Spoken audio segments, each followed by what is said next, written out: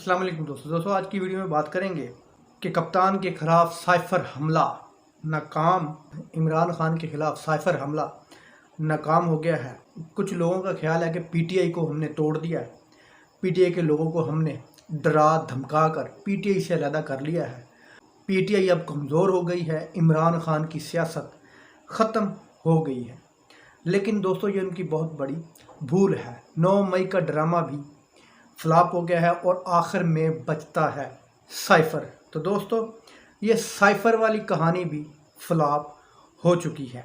164 का बयान जो कि आज़म खान साहब ने दिया है, क्या इस बयान की बिना पर इमरान खान को कोई 14 साल की सज़ा हो जाएगी?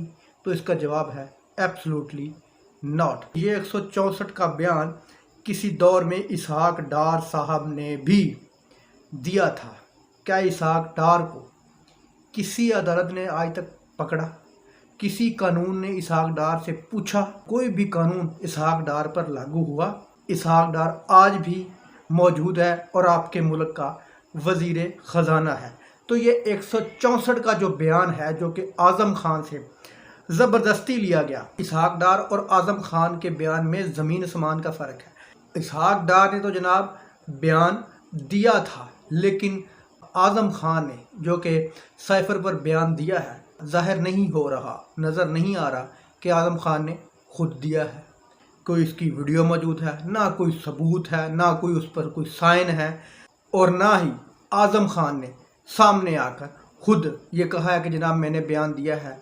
अगर उसने दिया भी है तो फिर भी दोस्तों ये 164 का जो बयान है ये इमरान खान का कुछ नहीं कर सकता। ये मैं नहीं कह रहा, ये आपके मुल्क का कानून कह रहा है। ये आपके मुल्क में ये काम पहले हो चुके हैं और जो कर चुके हैं वो आपके आज वज़ीर ख़जाना है।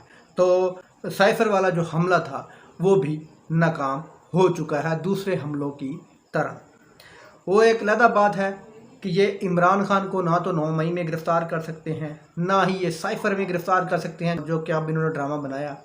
दोस्तों ये करेंगे तो इमरान खान को गिरफ़्तार तोशाखाना के झूठे केस में कर सकते हैं, वो भी धौंस से, ज़बरदस्ती से, जिस तरह के पहले इन्होंने अदालत से इमरान खान को गिरफ़्तार किया।